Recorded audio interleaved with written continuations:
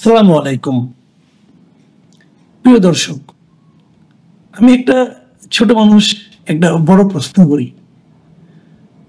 আমার এই বড় প্রশ্নটা হলো, অন্তর্বর্তীকালীন সরকারের প্রধান উপদেষ্টা ডক্টর মোহাম্মদ ইউনূস, তিনি কি সরকারি দায়িত্বে স্থায়ী হতে চাচ্ছেন?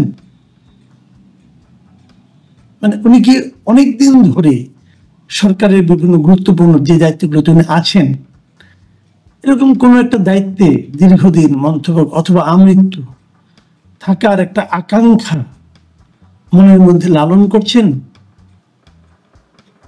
আপনি হয়তো বলবেন এ ধরনের প্রশ্ন কেন করছি।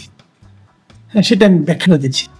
বেশ কিছুদিন আগের কথা, ধরেন মাস 3 হবে, যখন বাজার ব্যবস্থা ভালো চলছিল না, মানুষের নানা রকম অভাব অভিযোগ খুব তীব্র হয়ে দেখা দিয়েছিল, তখন আমার সঙ্গে গ্রামীণে দীর্ঘদিন কাজ করেছেন, দীর্ঘদিন ধরে কাজ করেন এমন একজন উচ্চ পর্যায়ের মানে ব্যক্তির সঙ্গে আমার একটু কথা হচ্ছিল।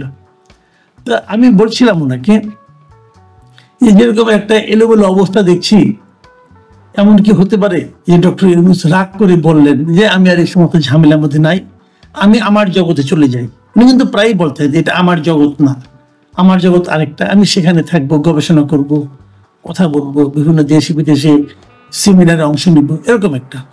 তখন উনি আমাকে অবাক করে দিয়ে বললেন, না আপনারা ওনাকে চেনেন না।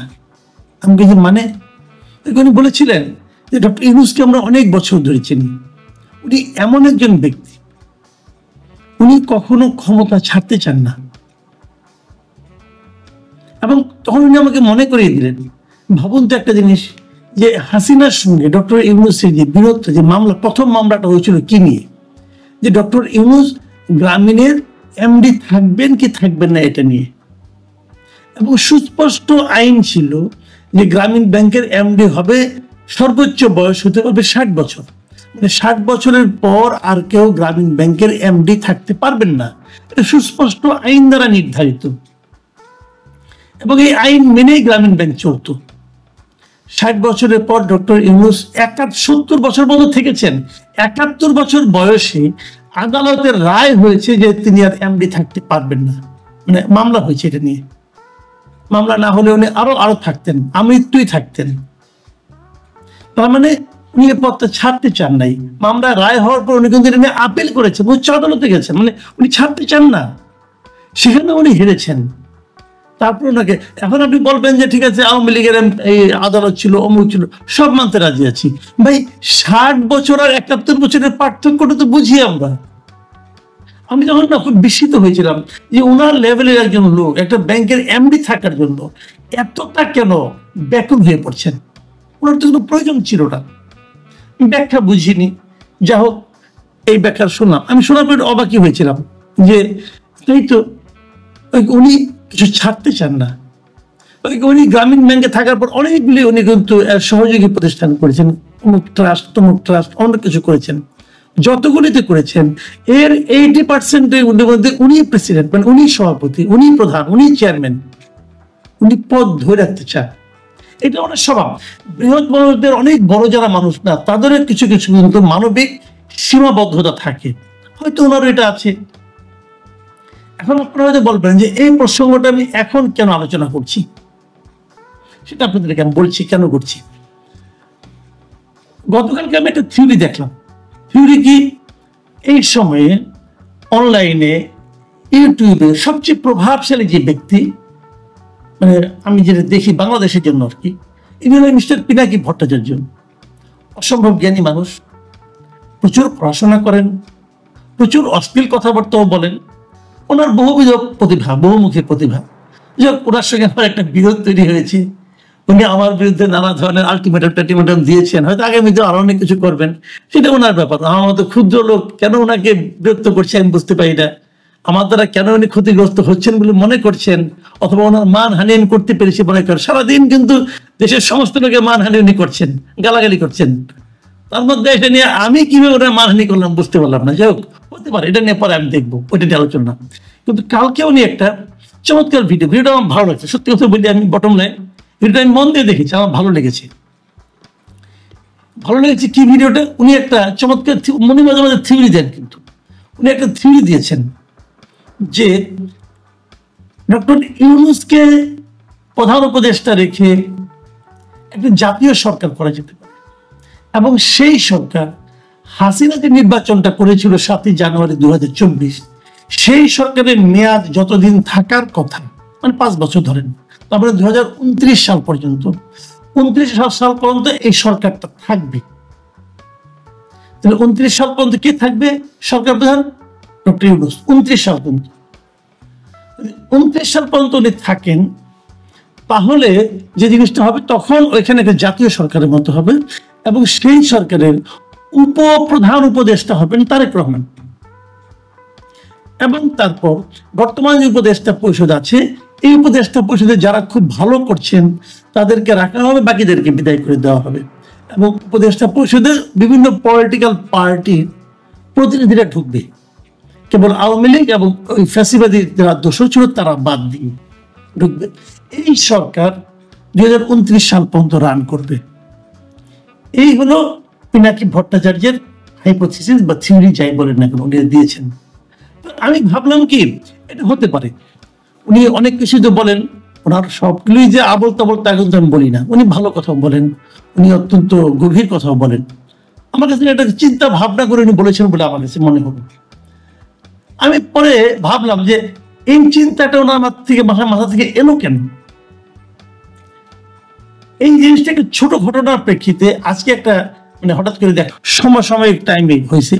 সেখানে হলো এই যে এনসিপি আছে, জাতীয় নাগরিক পার্টি, এই পার্টির একজন নেতা, আবার সে অনেকে বলে যে ভাই আপনাকে এই লোক ছাড়া কাউকে পান না, না আমি পাই না তা না, হঠাৎ করে যেহেতু ঘটনার সঙ্গে প্রাসঙ্গিক তাই বলছি, এই সার্জিস আলম সে আবার একটা পোস্ট দিয়েছে শনিবার দিন।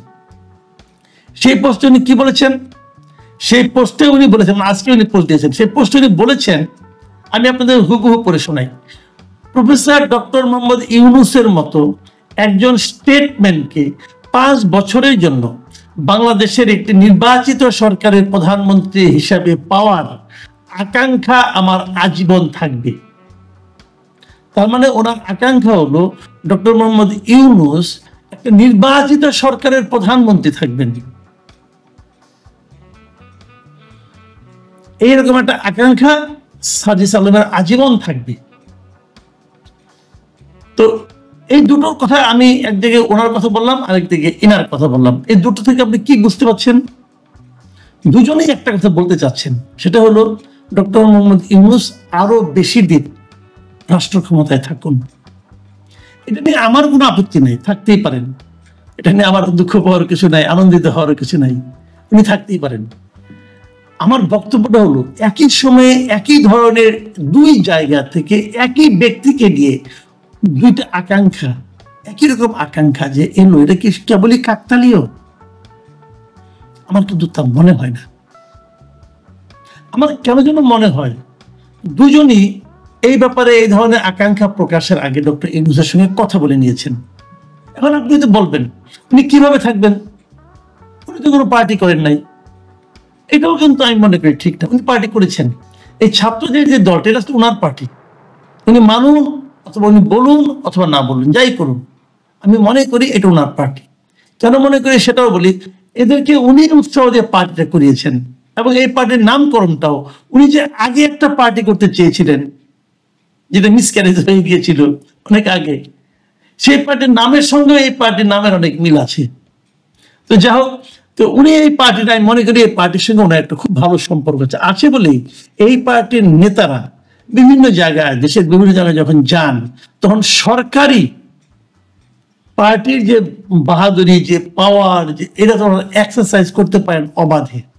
প্রশাসনও তাদেরকে সেটা করতে দেয়, এবং এই ছাত্রদের দুজন প্রতিনিধি সরকারের মধ্যেও আছেন। তো সব মিলিয়ে এটা মনে করি ওনার পার্টি। তাহলে বলবেন যে উনি তো ইলেকশন না করলে উনি কিভাবে প্রধানমন্ত্রী হবেন, সেটাও হতে পারেন, কোনো সমস্যা নেই। যদি ইলেকশনে কোনোভাবে এদেরকে পাশ করিয়ে আনা যায়, তো ডক্টর ইউনূসকে প্রধানমন্ত্রী বানানোই যাবে। বলবেন যে উনি ইলেক্টেড না, হ্যাঁ, তারপরে উনি একটা উপনির্বাচন দিয়ে ইলেক্টেড হয়ে যাবেন। চাইলে সবই হয়। আমার এটি মনে হচ্ছে সে ধরনের একটা লক্ষ্যের দিকে হয়তো উনি যাচ্ছেন।